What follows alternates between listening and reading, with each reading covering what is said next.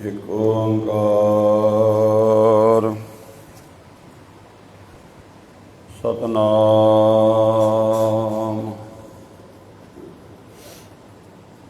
ਕਰਤਾ ਪੁਰਖ ਨਿਰਭਉ ਨਿਰਵੈਰ ਅਕਾਲ ਮੂਰਤ ਅਜੂਨੀ ਸੈਭੰ ਗੁਰ ਪ੍ਰਸਾਦ ਜਪ ਆਦਿ ਸਚ ਜੁਗਾਦ ਸਚ ਹੈ ਵੀ ਸਚ ਨਾਨਕ ਹੋਸੀ ਵੀ ਸਚ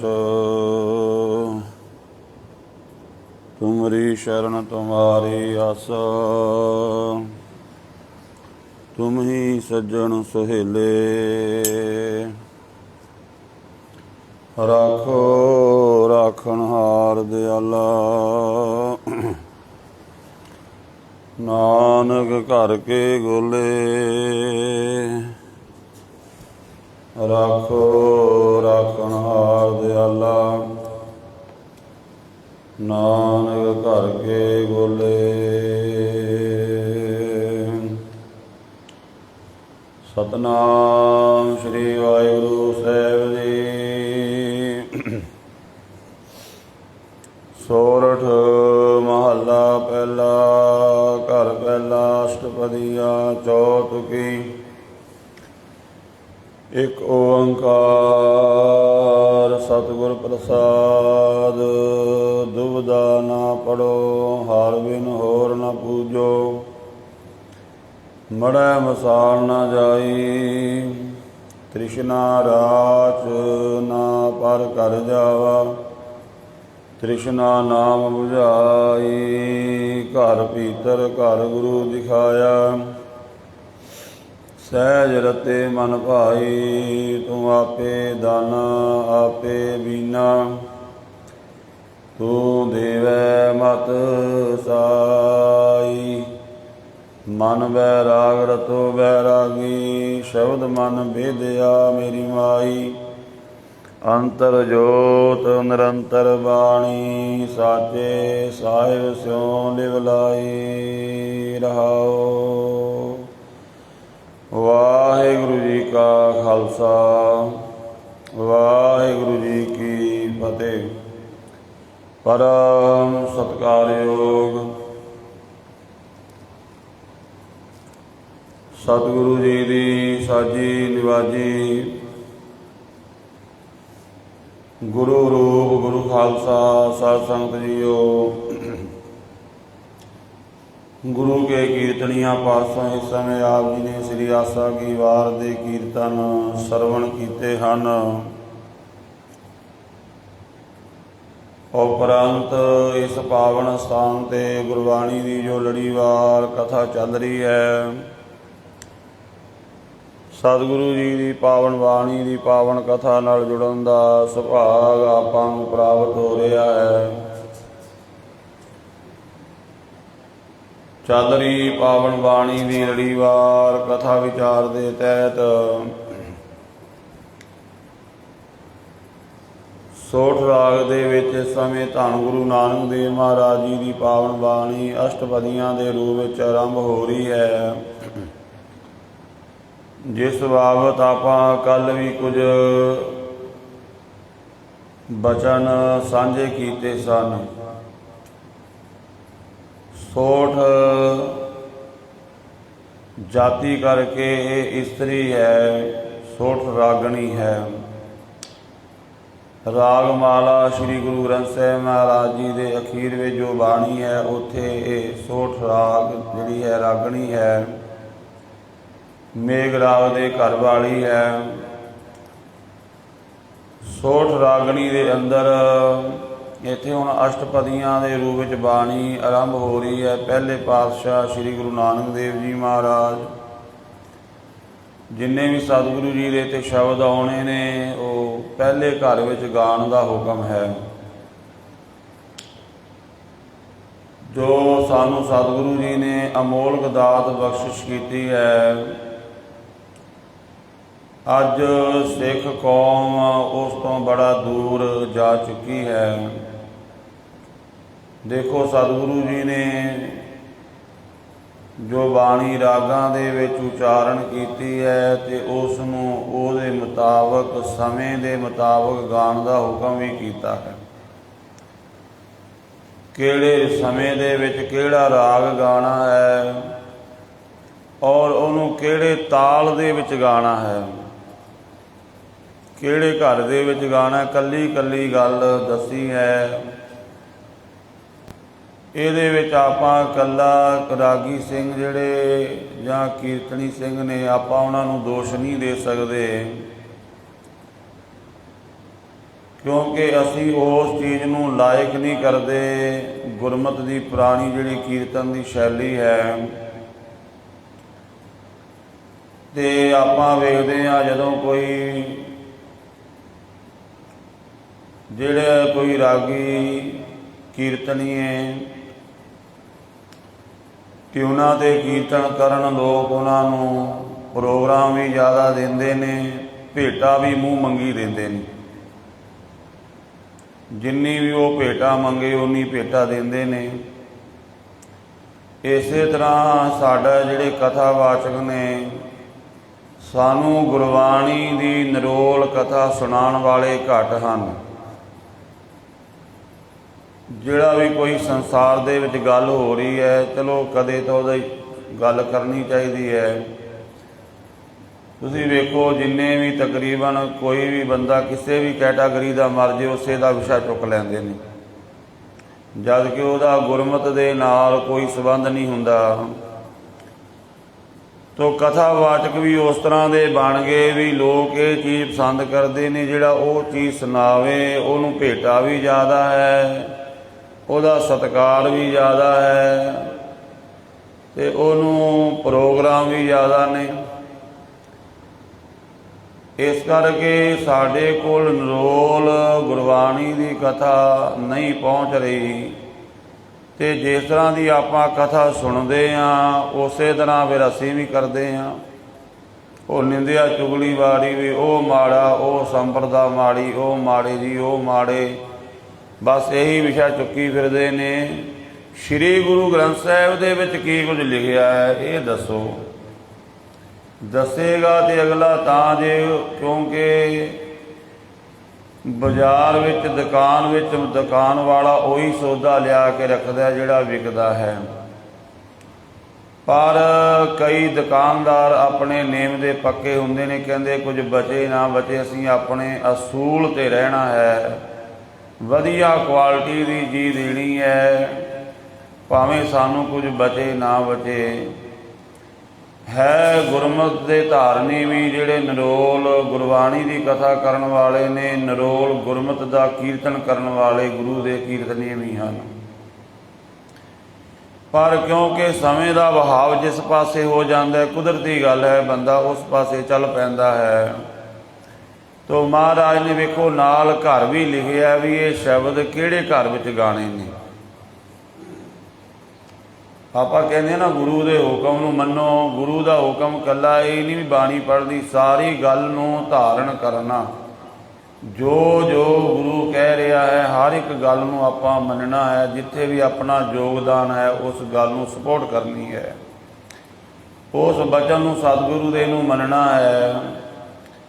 ਮਹਾਰਾਜ ਕਹਿੰਦੇ ਇਹਨੂੰ ਪਹਿਲੇ ਘਰ ਵਿੱਚ ਗਾਣਾ, ਜਿੰਨੇ ਇੱਥੇ ਸ਼ਬਦ ਆਉਣੇ ਨੇ ਅਸ਼ਟਪਦੀਆਂ ਦੇ ਰੂਪ ਵਿੱਚ ਹਨ। ਆਪਾਂ ਕੱਲ੍ਹ ਵੀ ਬਚਨ ਸਾਧ ਕੀਤੇ, ਅਸ਼ਟਪਦੀ ਮੈਨੇ ਜਿਹਦੀਆਂ 8 ਪੌੜੀਆਂ ਹਨ। ਚੌਤੁਕੀ ਹਰ ਇੱਕ ਪੌੜੀ ਦੇ ਵਿੱਚ 4 ਤੁਕਾਂ ਹੋਣਗੀਆਂ। ਇੱਕ ਓੰਕਾਰ ਸਤਿਗੁਰ ਪ੍ਰਸਾਦ। ਵਾਹਿਗੁਰੂ ਇੱਕ ਹੈ। ਭਾਵੇਂ ਉਹਦੇ ਬਾਰੇ ਵੀ ਬੜੇ ਭੁਲੇਖੇ ਪਾਏ ਗਏ, ਪਰ ਸਤਿਗੁਰੂ ਗੁਰੂ ਨਾਨਕ ਦੇਵ ਜੀ ਮਹਾਰਾਜ ਜਦੋਂ ਆਏ, ਮਹਾਰਾਜ ਨੇ ਕਿਹਾ ਇੱਕ ਹੈ, ਏਕਾ ਲਾ ਦਿੱਤਾ। ਭਾਵੇਂ ਵਾਹਿਗੁਰੂ ਪਰਮਾਤਮਾ ਕਈ ਪਰਮਾਤਮਾ ਲੋਕ ਬਣਾ ਕੇ ਬੈਠੇ ਸੀ, ਮਹਾਰਾਜ ਕਹਿੰਦੇ ਨਹੀਂ ਭਾਈ ਇੱਕੋ ਹੈ। ਜਿਵੇਂ ਸਨਾਤਨ ਮਤ ਦੇ ਵਿੱਚ ਬੜੇ ਭਗਵਾਨ ਮੰਨੇ ਗਏ ਨੇ, ਬੜੇ ਰੱਬ ਮੰਨੇ ਗਏ ਨੇ, ਤੇ ਖਾਸ ਕਰਕੇ ਉਹਨਾਂ ਵਿੱਚੋਂ 3 ਤਾਂ ਇਹ ਹਨ, ਇੱਕ ਦੁਨੀਆ ਨੂੰ ਬਣਾਉਣ ਵਾਲਾ, ਇੱਕ ਦੁਨੀਆ ਨੂੰ ਪਾਲਣ ਵਾਲਾ, ਇੱਕ ਦੁਨੀਆ ਨੂੰ ਮਾਰਨ ਵਾਲਾ ਹੈ। ਮਹਾਰਾਜ ਕਹਿੰਦੇ ਨਹੀਂ ਭਾਈ, ਉਹ ਕੇਵਲ ਇੱਕੋ ਵਾਹਿਗੁਰੂ ਹੈ। ਉਹ ਵਾਹਿਗੁਰੂ ਪਰਮਾਤਮਾ ਹੀ ਕਰਨ ਕਾਰਨ ਪ੍ਰਭ ਏਕ ਹੈ, ਦੂਸਰ ਨਾਹੀ ਕੋਈ, ਦੂਜਾ ਕੋਈ ਹੈ ਹੀ ਨਹੀਂ। ਇਹ ਨਹੀਂ ਵੀ ਬਣਾਉਣ ਵਾਲਾ ਕੋਈ ਹੋਰ ਹੈ, ਪਾਲਣ ਵਾਲਾ ਕੋਈ ਹੋਰ ਹੈ, ਤੇ ਸਮੇਟਣ ਵਾਲਾ ਕੋਈ ਹੋਰ ਹੈ। ਮਹਾਰਾਜ ਕਹਿੰਦੇ ਇੱਕੋ ਹੈ। ਤੇ ਉਹ ਵਾਹਿਗੁਰੂ ਪਰਮਾਤਮਾ ਨੂੰ ਮਨੁੱਖ ਨੇ ਪ੍ਰਾਪਤ ਕਰਨਾ ਹੈ। ਉਹਨੂੰ ਪ੍ਰਾਪਤ ਕਰਨ ਦੀ ਵਿਧੀ ਕੀ ਹੈ? ਸਤਿਗੁਰ ਪ੍ਰਸਾਦ। ਸਤਿਗੁਰੂ ਦੀ ਕਿਰਪਾ ਨਾਲ ਉਹ ਵਾਹਿਗੁਰੂ ਮਿਲਦਾ ਹੈ। ਹੁਣ ਅਗਲਾ ਜਿਹੜਾ ਸ਼ਬਦ ਆ ਗਿਆ ਮਹਾਰਾਜ, ਇਹਦੇ ਵਿੱਚ ਗੁਰਮੁਖ ਦੀ ਅਵਸਥਾ ਦੱਸਦੇ ਨੇ। ਜਿਹੜਾ ਇੱਕ ਅਕਾਲ ਪੁਰਖ ਵਾਹਿਗੁਰੂ ਦੇ ਨਾਲ ਜੁੜ ਗਿਆ, ਉਹਨੂੰ ਦੁਨੀਆ ਦੀ ਕੋਈ ਤਾਕਤ ਡੁਲਾ ਨਹੀਂ ਸਕਦੀ। ਤੇ ਜਿਹੜਾ ਜੁੜਿਆ ਨਹੀਂ ਹੈ, ਆਪਾਂ ਨੂੰ ਤੇ ਕੋਈ ਵੀ ਕੰਨ 'ਚ ਕਿਸੇ ਨੇ ਫੂਕ ਮਾਰਦੀ, ਆਪਾਂ ਉੱਥੇ ਹੀ ਡੋਲ ਜਾਣਾ ਹੈ। ਤੁਸੀਂ ਟੀਵੀ ਲਾ ਕੇ ਬੈਠੋ, ਕੋਈ ਵਾਸਤੂ ਸ਼ਾਸਤਰ ਵਾਲਾ ਕਹਿ ਰਿਹਾ ਤੁਹਾਡਾ ਬਾਥਰੂਮ ਠੀਕ ਨਹੀਂ ਬਣਿਆ, ਰਸੋਈ ਠੀਕ ਨਹੀਂ ਬਣੀ, ਤੁਸੀਂ ਉਹਦੀ ਗੱਲ ਮੰਨ ਲੈਣੀ ਹੈ। ਤੇ ਕਿਸੇ ਨੇ ਕਿਹਾ ਉਹ ਕੁਝ, ਕਿਸੇ ਨੇ ਕੁਝ। ਅੱਜ ਇਹ ਦਿਨ ਹੈ, ਇਸ ਦਿਨ ਕਰਕੇ ਆਪਣਾ ਬਚ ਕੇ ਰਹੋ ਜੀ, ਤੁਹਾਡੇ 'ਤੇ ਸੰਕਟ ਆਉਣ ਵਾਲਾ ਹੈ। ਦਿਨ ਤੁਹਾਡੇ ਵਾਸਤੇ ਕਹਿੰਦੇ ਇਹ ਮਾੜਾ ਹੈ। ਕੋਈ ਵੀ ਦਿਨ ਸਾਡੇ ਵਾਸਤੇ ਮਾੜਾ ਨਹੀਂ। ਪਹਿਲੀ ਗੱਲ ਤੇ ਇਹ ਸਮਝ ਲਈਏ, ਕੋਈ ਸਮਾਂ ਮਾੜਾ ਨਹੀਂ ਹੈ। ਸਾਡੇ ਜਿੱਥੇ ਮਾੜੇ ਕਰਮ ਆ ਗਏ, ਉਹਨਾਂ ਨੇ ਸਾਨੂੰ ਦੁੱਖ ਦੇਣਾ ਹੈ। ਹੋਰ ਨਾ ਕੋਈ ਚੀਜ਼ ਕੋਈ ਮਾੜੀ ਨਹੀਂ। ਰੱਬ ਨੇ ਜੋ ਕੁਝ ਬਣਾਇਆ ਵਧੀਆ ਬਣਾਇਆ ਹੈ। ਪਰਮਾਤਮਾ ਨੇ ਜੋ ਕੁਝ ਬਣਾਇਆ ਸ੍ਰੇਸ਼ਟ ਬਣਾਇਆ ਹੈ। ਮਹਾਰਾਜ ਇਸੇ ਕਰਕੇ ਕਹਿੰਦੇ ਭਾਈ, ਧਨ ਸੋ ਵੇਲਾ ਘੜੀ, ਧਨ ਧਨ ਮੂਰਤ ਪਲ ਸਾਰ, ਧਨ ਸੋ ਦਿਨ ਸੋ ਸੰਜੋਗੜਾ, ਜਿਤ ਡਿਠਾ ਗੁਰ ਦਰਸਾਰ। ਉਹ ਵੇਲਾ ਧਨ ਹੈ। ਉਹ ਭਾਵੇਂ ਸੋਮਵਾਰ ਵਾਲਾ ਹੋਵੇ, ਮੰਗਲਵਾਰ, ਬੁੱਧ, ਸ਼ਨੀਵਾਰ, ਕੋਈ ਦਿਨ ਵੀ ਹੋਵੇ। ਜਿਨ੍ਹਾਂ ਦਿਨਾਂ ਲੋਕੀ ਮਾੜਾ ਕਹਿੰਦੇ ਨੇ, ਮਹਾਰਾਜ ਕਹਿੰਦੇ ਨਹੀਂ ਭਾਈ, ਜਦੋਂ ਤੂੰ ਗੁਰੂ ਕੋਲ ਆਉਂਦਾ ਉਹ ਸਮਾਂ ਧਨੰਤਾ ਦੇ ਯੋਗ ਹੈ। ਪਰ ਜਦੋਂ ਟੁੱਟ ਜਾਵੇਂ, ਉਹੀ ਸਮਾਂ ਤੇਰੇ ਵਾਸਤੇ ਮਾੜਾ ਸਮਾਂ ਸਮਝ ਲਈ, ਜਦੋਂ ਤੂੰ ਰੱਬ ਨਾਲੋਂ ਟੁੱਟਿਆ ਹੋਇਆ ਹੈ। ਗੁਰਮੁਖ ਜੋ ਰੱਬ ਨਾਲ ਜੁੜਿਆ ਹੈ, ਉਹਦੀਆਂ ਨਿਸ਼ਾਨੀਆਂ ਮਹਾਰਾਜ ਦੱਸ ਰਹੇ ਨੇ,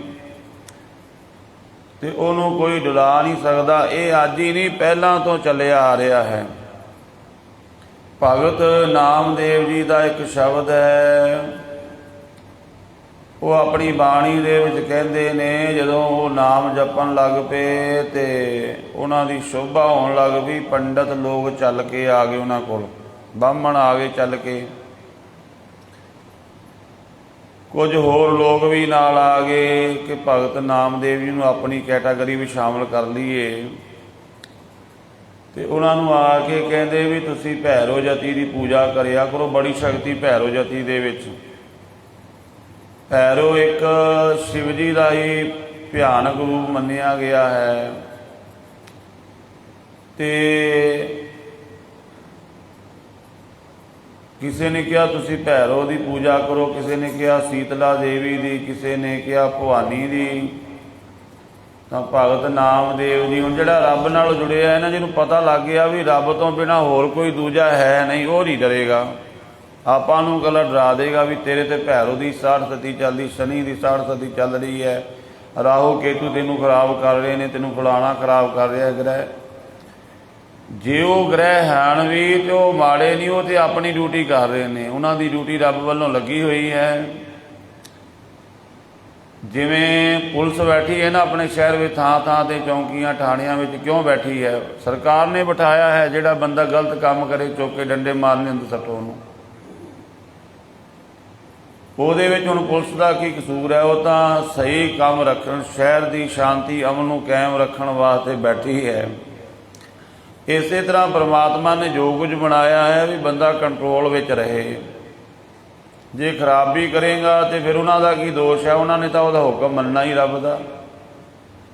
ਜਿਵੇਂ ਜਿਸ ਸਮੇਂ ਰਾਜਾ ਜਨਕ ਧਰਮ ਰਾਜੇ ਕੋਲ ਗਿਆ ਨਾ, ਤੇ ਧਰਮ ਰਾਜੇ ਨੂੰ ਕਹਿੰਦਾ ਵੀ ਸਾਰੇ ਨਰਕਾਂ ਦੇ ਜੀਵ ਛੱਡ ਦੇ।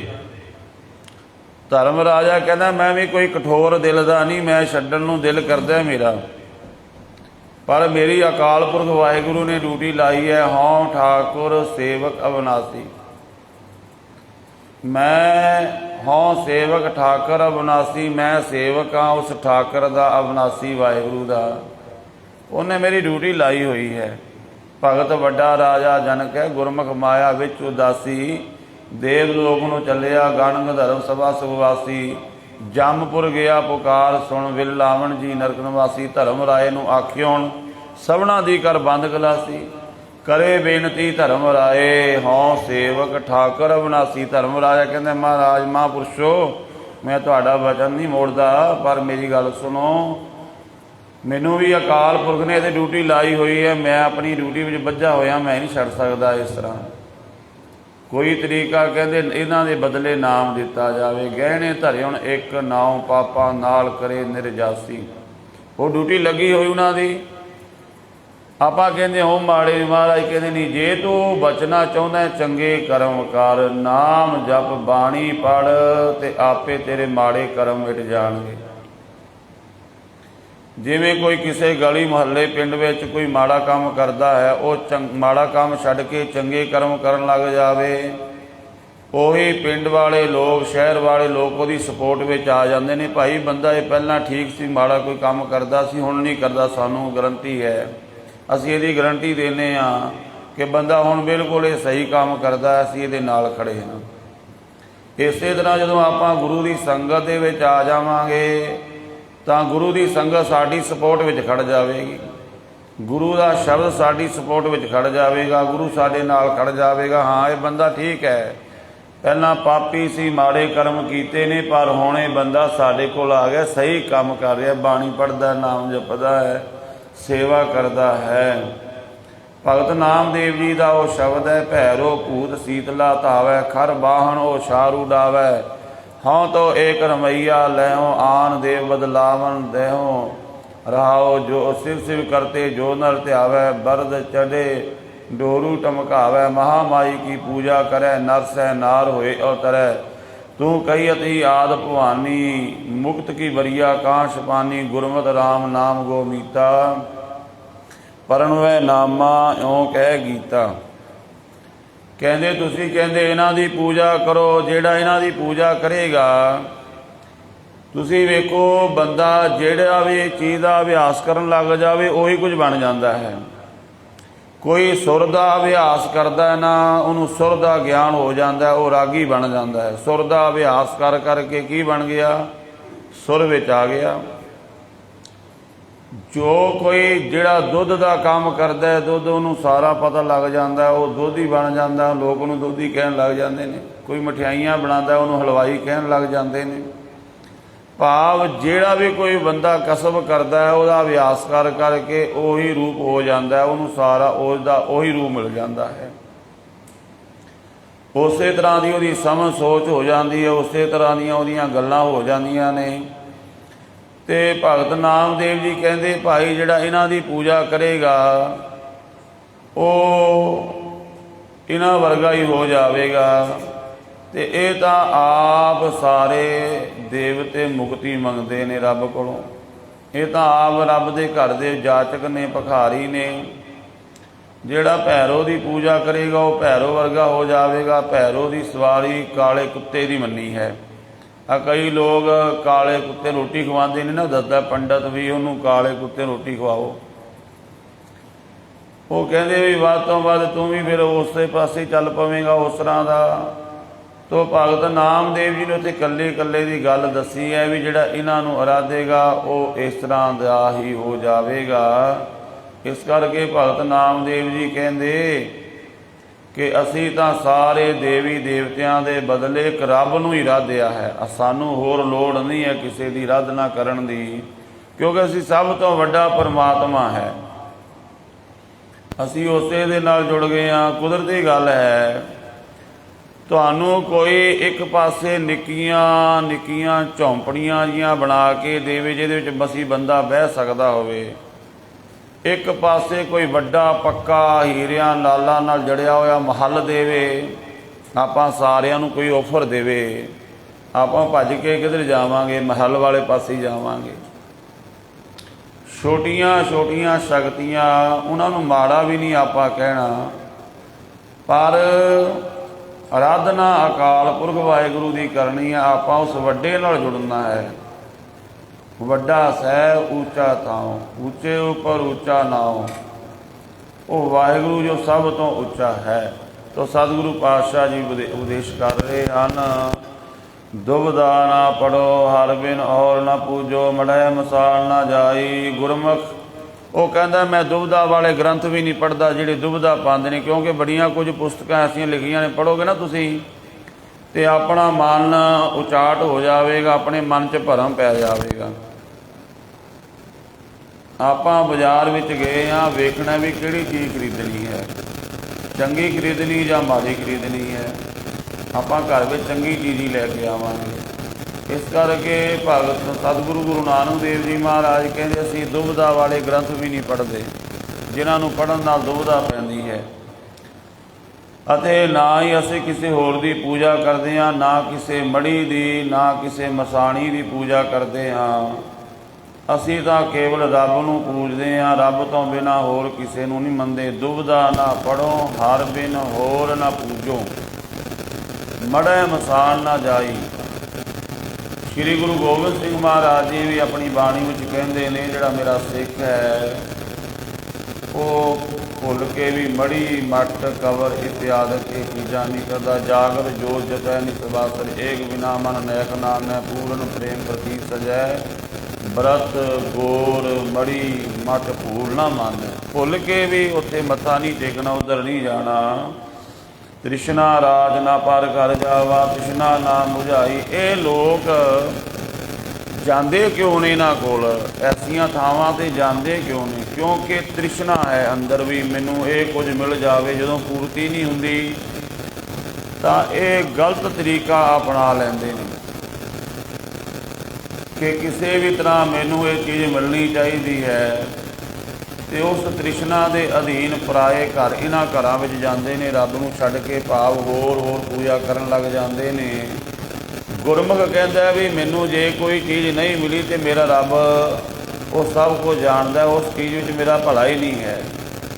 इस करके वो कहता मैं तृष्णा के अधीन अपने रब नूं छड्ड के नहीं जावांगा, स्वार्थ वास्ते अपने रब का लड़ छड्ड के नहीं जावांगा। मेरा इत्थों स्वार्थ पूरा नहीं होया तो मैं छड्ड के चला जावां। भाई गुरदास जी ने ना सुहागण का एक गुण लिखिया है, वो कहते जी सुहागण इस्तरी हुंदी है ना, पति के घर में गरीबी है अमीरी है, रुखा सुखा खाण नूं मिलदा वो सब कुछ झल लैंदी है, पर वो पदार्थां वास्ते ये नहीं भी अपने पति का लड़ छड्ड के किसी पर पुरुष के लड़ लग जाती है। सुहागण की सब तो वड्डी ये गुण निशानी है।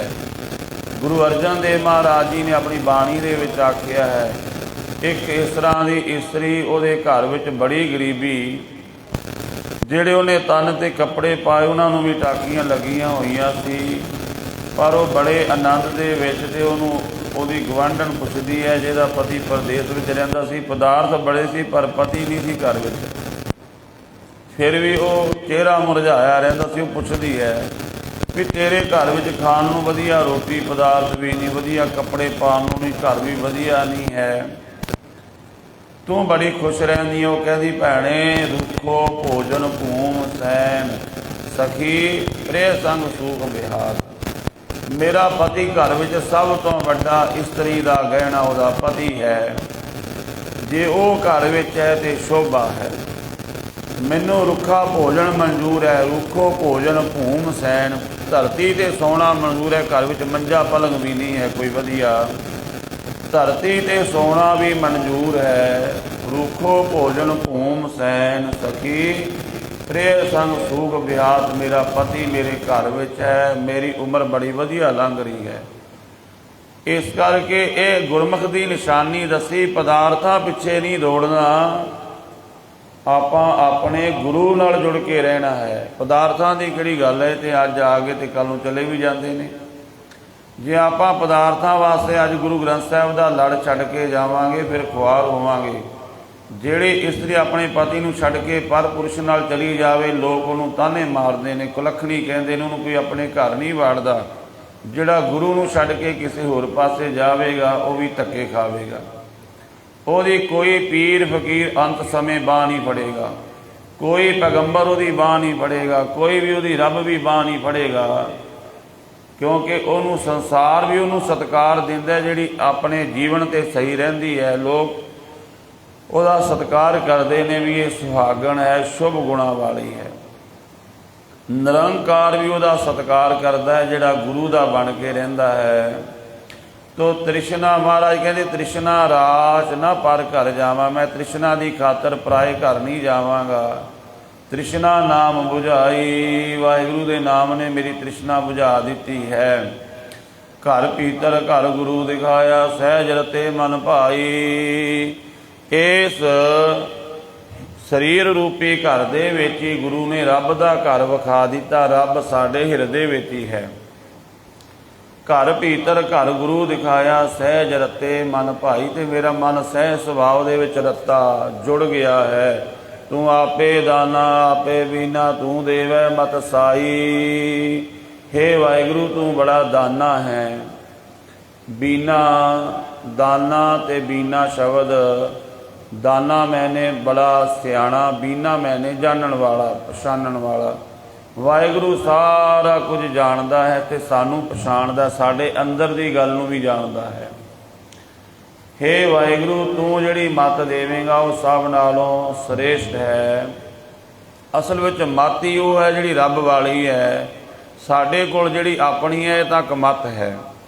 असल मत तां गुरु की मत है, जो साडे कोल है वो तां कमत है, माड़ी मत है। साई, इत्थे साई शब्द, इनू साई नहीं बोलना। जिहड़ी संगतां पाठ करदियां ने, तू देवै मत साई। साई मैंने ओही, साई वस्त प्राप्त होई जिस सेती मन लाया। इस साई शब्द आउंदा है, साई भी आउंदा है। इस अल्फाज यही हन, पर उत्थे देखना पेगा। साई वस्त मैंने ओही वस्तु, साई मत ओ मत जिहड़ी गुरु की मत है। मन बैराग रतो बैरागी, शब्द बांध बेदिया मेरी माई। हे मेरी माँ, मन बैराग रतो बैरागी, मेरा मन बैराग विच आ गया है। उस अकाल पुरख वाहिगुरु बैरागी दे बैराग विच रत्या गया है। गुरु दे शब्द ने मेरा मन विनिया है। अंतर जोत निरंतर वाणी, साचे साहिब स्यों लिव लाई रहाओ। मेरे गुरु ने कृपा की, मेरे मन नूं जगा दिता। मेरा मन जाके उस वाहिगुरु नाल जुड़िया है। ते अंतर ओ वाहिगुरु की जो निरंतर जोत चल रही है, बाणी द्वारा उस जोत नाल जुड़ गए, उस प्रकाश नाल जुड़ गए। सच्चे साहिब नाल साडी लिव लगी है। रहाओ विश्राम दे के कहंदे, असंख बैरागी कहे बैराग, सो बैरागी जे खसमै भावै। मुख तो वैराग दियाँ गल्लां करनियां ते सौखियां ने, मैं भी करांगा, आपां सारे कर लैंदे हां। महाराज कहंदे पर असल विच वैरागी वो है जिहड़ा रब नूं भा जांदा है। सिख आपां नूं कोई पुछे ते आपां कहांगे असीं हां सिख गुरु दे, पर गुरमुखो सिख वो है जिहड़ा गुरु नूं भा जावे। अपने आप ते आपां लेवल ला लिया भी मैं सिख हां गुरु दा। कोई नहीं घट गवाएगा कि मैं गुरु का सिख हाँ। पर गुरबाणी विच गुरु नूं पुछीए भी तुहाडा सिख कौन है, तो महाराज दसदे ने सिख कौन है। गुर का सिख विकार ते हट है। गुरु का सिख उहदी निशानी की है, वो विकारां वाले पासे तो हट जाता है। बड़ियां निशानियां दसियां ने महाराज ने। इस तरह वैरागी कौन है, वो जिहड़ा खसम नूं भा गया। हिरदै शब्द सदा पै रचिया, गुरु की कार कमावै। ਉਹਦਾ ਹਿਰਦਾ सदा शब्द दे विच ਗੁਰੂ ਦੇ ਭੈ ਦੇ ਵਿੱਚ ਜੁੜਿਆ ਹੋਇਆ ਹੈ ਤੇ ਉਹ ਭੈ ਵਿੱਚ ਰਚਿਆ ਹੋਇਆ ਗੁਰੂ ਦੇ ਸ਼ਬਦ ਦੀ ਕਾਰ ਕਮਾਉਂਦਾ, ਭਾਵ ਗੁਰੂ ਗੁਰੂ ਜਪਦਾ ਹੈ। ਏਕੋ ਚੇਤੈ ਮਨੁਆ ਨਾ ਡੋਲੇ, ਧਾਵਤ ਵਰਜ ਰਹਾਵੈ। ਇੱਕੋ ਵਾਹਿਗੁਰੂ ਨੂੰ ਚੇਤਦਾ ਹੈ, ਕਿਸੇ ਹੋਰ ਦੀ ਅਰਾਧਨਾ ਨਹੀਂ ਕਰਦਾ। ਉਹਦਾ ਮਨ ਡੋਲਦਾ ਨਹੀਂ, ਡੋਲਦੇ ਹੋਏ ਮਨ ਨੂੰ ਉਹ ਦੌੜਦੇ ਹੋਏ ਮਨ ਨੂੰ ਰੋਕ ਲੈਂਦਾ, ਵਰਜ ਕੇ ਗੁਰੂ ਦੇ ਸ਼ਬਦ ਦੁਆਰਾ ਵੀ ਨਹੀਂ, ਹੋਰ ਪਾਸੇ ਨਹੀਂ ਜਾਣਾ। ਮਹਾਰਾਜ ਕਹਿੰਦੇ ਤੈ ਜੇ ਮਾਤਾ ਸਦਾ ਰੰਗ ਰਾਤਾ, ਸਾਚੇ ਕੇ ਗੁਣ ਗਾਵੈ। ਸਹਿਜੇ ਹੀ ਉਹ ਗੁਰੂ ਦੇ ਸ਼ਬਦ ਵਿੱਚ ਨਾਮ ਵਿੱਚ ਮਸਤ ਰਹਿੰਦਾ ਹੈ, ਸਦਾ ਨਾਮ ਰੰਗ ਵਿੱਚ ਰਤਾ ਰਹਿੰਦਾ, ਸੱਚੇ ਵਾਹਿਗੁਰੂ ਦੇ ਗੁਣ ਗਾਉਂਦਾ ਹੈ। ਗੁਰਮੁਖ ਦੀ ਇਹ ਨਿਸ਼ਾਨੀ ਹੈ। ਮਨੁਆ ਪੌਣ ਬਿੰਦ ਸੁਖ ਵਾਸੀ, ਨਾਮ ਵਸੈ ਸੁਖ ਭਾਈ। ਇਹ ਮਨੁਆ ਜਿਹੜਾ ਸਾਡਾ ਪੌਣ ਦੀ ਤਰ੍ਹਾਂ ਹੈ, ਹਵਾ ਦੀ ਤਰ੍ਹਾਂ ਇਹ ਮਨ ਚੰਚਲ ਹੈ। ਮਹਾਰਾਜ ਕਹਿੰਦੇ ਇਹ ਮਨ ਟਿਕਾ ਵਿੱਚ ਆ ਜਾਂਦਾ ਹੈ ਗੁਰੂ ਦੇ ਸ਼ਬਦ ਨਾਲ ਜੁੜ ਕੇ। ਜਦੋਂ ਆਪਣੇ ਬਿੰਦੂ ਤੇ ਕੇਂਦਰ ਤੇ ਆ ਜਾਵੇ ਨਾ, ਮਨ ਸ਼ਬਦ ਨਾਲ ਜੁੜ ਜਾਵੇ। ਮਨੁਆ ਪੌਣ ਬਿੰਦ ਸੁਖ ਵਾਸੀ, ਬਿੰਦ ਮਾਤਰ ਵੀ ਕਿਤੇ ਟਿਕ ਜਾਵੇ, ਥੋੜ੍ਹਾ ਜਿਹਾ ਸਮਾਂ ਵੀ, ਤਾਂ ਉਹ ਨਾਮ ਸਾਡੇ ਮਨ ਵਿੱਚ ਵਸ ਜਾਂਦਾ ਹੈ। ਆਪਾਂ ਰੋਜ਼ ਰੋਜ਼ ਬਾਣੀ ਪੜ੍ਹਨੀ, ਅਭਿਆਸ ਕਰਨਾ ਹੈ ਮੂਲ ਮੰਤਰ ਦਾ, ਗੁਰ ਮੰਤਰ ਦਾ। ਕਿਤੇ ਮਨ ਉਹ ਬਿੰਦ ਦਾ ਸਮਾਂ ਆ ਜਾਵੇ, ਜਦੋਂ ਮਨ ਦੀ ਘਾੜਤ ਘੜੀ ਜਾਣੀ ਹੈ, ਉਹ ਗੁਰਮੁਖੋ ਇੱਕ ਛਿਨ ਦਾ ਸਮਾਂ ਹੁੰਦਾ, ਇੱਕ ਸੈਂਕੜ ਦਾ ਸਮਾਂ ਹੁੰਦਾ। ਜਦੋਂ ਕੋਈ ਸਾਧਨਾ ਕਰਕੇ ਰੱਬ ਵਿੱਚ ਲੀਨ ਹੁੰਦਾ, ਸਿਰਫ ਇੱਕ ਛਿਨ ਲੱਗਦਾ ਹੈ, ਪਰ ਉਸ ਇੱਕ ਛਿਨ ਨੂੰ ਪੈਦਾ ਕਰਨ ਵਾਸਤੇ ਪਤਾ ਨਹੀਂ ਕਿੰਨੇ ਕੁ ਜਨਮ ਲੱਗ ਜਾਂਦੇ ਨੇ। ਉਹ ਛਿਨ ਦੀ ਪ੍ਰਾਪਤੀ ਕਰਨ ਵਾਸਤੇ, ਜਿਵੇਂ ਕਿਸੇ ਨੂੰ ਡਿਗਰੀ ਮਿਲਦੀ ਹੈ ਗੁਰਮੁਖੋ, ਕਿਸੇ ਬੱਚੇ ਨੂੰ ਡਿਗਰੀ ਮਿਲਦੀ ਹੈ, ਉਹ ਕਿੰਨਾ ਕੁ ਸਮਾਂ ਮਿਲਦੀ ਡਿਗਰੀ? ਜਦੋਂ ਉਹਦਾ ਨਾਂ ਅਨਾਉਂਸ ਕਰ ਦਿੱਤਾ ਵੀ ਇਹ ਫਲਾਣੇ ਬੱਚੇ ਨੂੰ ਡਿਗਰੀ ਮਿਲਣ ਲੱਗੀ ਹੈ, ਕਿੰਨਾ ਕੁ ਸਮਾਂ ਲੱਗਾ? ਇੱਕ ਸੈਕਿੰਡ ਦਾ ਸਮਾਂ ਲੱਗਾ, ਪਰ ਉਸ ਨੂੰ ਉਸ ਪਦਵੀ ਤੱਕ ਪਹੁੰਚਣ ਵਾਸਤੇ ਕਿੰਨੇ ਸਾਲ ਲੱਗ ਗਏ, ਕਿੰਨੀ ਮਿਹਨਤ ਕਰਨੀ ਪਈ, ਤਾਂ ਜਾ ਕੇ ਅੱਜ ਉਸ ਸਟੇਜ ਤੋਂ ਉਹਦਾ ਨਾਂ ਬੋਲਿਆ ਗਿਆ ਵੀ ਫਲਾਣਾ ਸਿੰਘ ਨੂੰ ਤਾਂ ਫਲਾਣੇ ਬੱਚੇ ਨੂੰ ਇਹ ਡਿਗਰੀ ਦਿੱਤੀ ਜਾ ਰਹੀ ਹੈ। ਬਸ ਉਸ ਚੀਜ਼ ਨੂੰ ਸੁਣਨ ਵਾਸਤੇ, ਉਹਨੂੰ ਪ੍ਰਾਪਤ ਕਰਨ ਵਾਸਤੇ ਕਿੰਨਾ ਸਮਾਂ, ਕਿੰਨੇ ਸਾਲ ਲੱਗ ਗਏ, ਕਿੰਨੀ ਮਿਹਨਤ ਕਰਨੀ ਪਈ। ਡਿਗਰੀਆਂ ਐਵੇਂ ਨਹੀਂ ਮਿਲ ਜਾਂਦੀਆਂ। ਕਿੰਨੇ ਬੱਚੇ ਦੁਨੀਆ ਵਿੱਚ ਪੜ੍ਹਦੇ ਨੇ, ਲੱਖਾਂ ਦੀ ਤਾਦਾਦ ਵਿੱਚ ਪੜ੍ਹਦੇ ਨੇ, ਸਾਰਿਆਂ ਨੂੰ ਥੋੜ੍ਹਾ ਡਿਗਰੀਆਂ ਮਿਲ ਜਾਂਦੀਆਂ ਨੇ। ਤੋ ਮਹਾਰਾਜ ਸੱਚੇ ਪਾਤਸ਼ਾਹ ਕਹਿੰਦੇ ਇਸੇ ਤਰ੍ਹਾਂ ਭਾਈ ਉਹ ਇੱਕ ਛਿਨ ਦਾ ਸਮਾਂ ਹੈ, ਪਰ ਉਹਨੂੰ ਪ੍ਰਾਪਤ ਕਰਨ ਵਾਸਤੇ ਬੜੀ ਸਾਧਨਾ ਦੀ ਲੋੜ ਪੈਂਦੀ ਹੈ।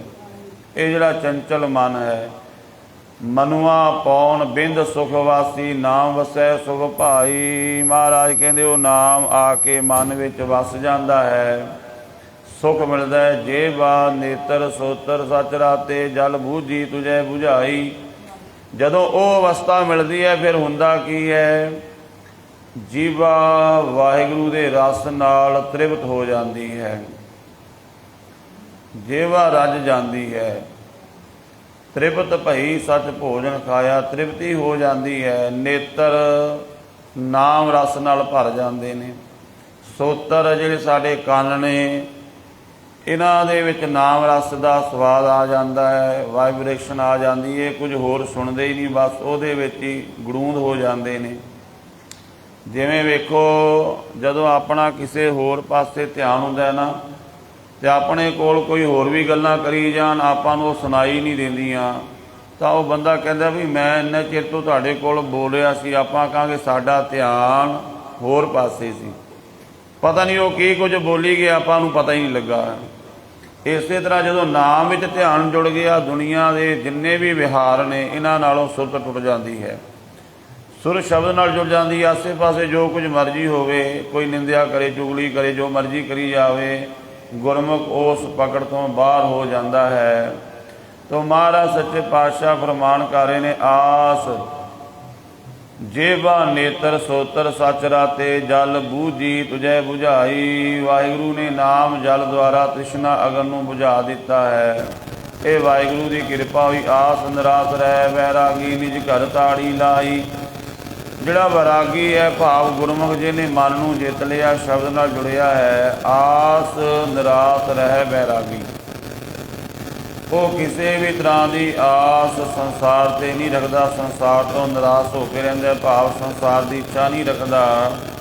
ਨਿਜ ਘਰ ਤਾੜੀ ਲਾਈ, ਆਪਣੇ ਨਿਜ ਘਰ ਦੇ ਵਿੱਚ ਵਾਹਿਗੁਰੂ ਦੇ ਵਿੱਚ ਉਹ ਆਪਣੀ ਸੁਰਤ ਜੋੜ ਲੈਂਦਾ। ਭਿਖਿਆ ਨਾਮ ਰਜੇ ਸੰਤੋਖੀ, ਅੰਮ੍ਰਿਤ ਸਹਿਜ ਪਿਆਈ।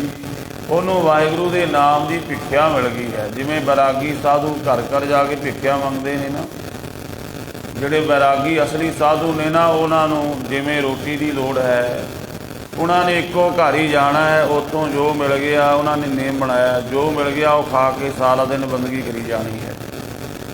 ਇਸੇ ਤਰ੍ਹਾਂ ਮਹਾਰਾਜ ਕਹਿੰਦੇ ਜਿਹੜਾ ਨਾਮ ਦਾ ਵੈਰਾਗੀ ਹੈ, ਉਹਨੂੰ ਨਾਮ ਦੀ ਭਿਖਿਆ ਮਿਲਦੀ ਹੈ, ਉਹਦੇ ਨਾਲ ਉਹ ਰੱਜ ਜਾਂਦਾ, ਮੁੜ ਕੇ ਲੋੜ ਹੀ ਨਹੀਂ ਪੈਂਦੀ ਕਿਸੇ ਹੋਰ ਦੇਵੀ ਦੇਵਤੇ ਦੇ ਮੰਤਰ ਪੜ੍ਹਨ ਦੀ, ਕਿਸੇ ਹੋਰ ਨੂੰ ਆਰਾਧਨ ਦੀ। ਭਿਖਿਆ ਨਾਮ ਰੱਜੇ ਸੰਤੋਖੀ, ਅੰਮ੍ਰਿਤ ਸਹਿਜ ਪਿਆਈ। ਸਹਿਜ ਅਵਸਥਾ ਵਿੱਚ ਟੇਕਿਓ ਨਾਮ ਅੰਮ੍ਰਿਤ ਨੂੰ ਪੀਂਦਾ ਹੈ, ਵਾਹਿਗੁਰੂ ਉਸ ਨੂੰ ਆਪ ਨਾਮ ਰਸ ਪਿਆਉਂਦਾ ਹੈ। ਇਸ ਤਰ੍ਹਾਂ ਸਤਿਗੁਰੂ ਗੁਰੂ ਨਾਨਕ ਦੇਵ ਜੀ ਕਿਰਪਾ ਕਰ ਰਹੇ ਨੇ। ਇਸ ਸ਼ਬਦ ਦੀਆਂ 3 ਪੌੜੀਆਂ ਦੀ ਕਥਾ ਆਪ ਜੀ ਨੇ ਇਸ ਸਮੇਂ ਸਰਵਣ ਕੀਤੀ ਹੈ। ਬਾਕੀ ਸ਼ਬਦ ਦੀ ਵਿਚਾਰ ਆਉਣ ਵਾਲੇ ਸਮੇਂ ਅੰਦਰ ਸਾਂਝ ਪਾਵਾਂਗੇ। ਹੋਈਆਂ ਭੁੱਲਾਂ ਦੀ ਖਿਮਾ ਜੀ। ਵਾਹਿਗੁਰੂ ਜੀ ਕਾ ਖਾਲਸਾ, ਵਾਹਿਗੁਰੂ ਜੀ ਕੀ ਫਤਿਹ।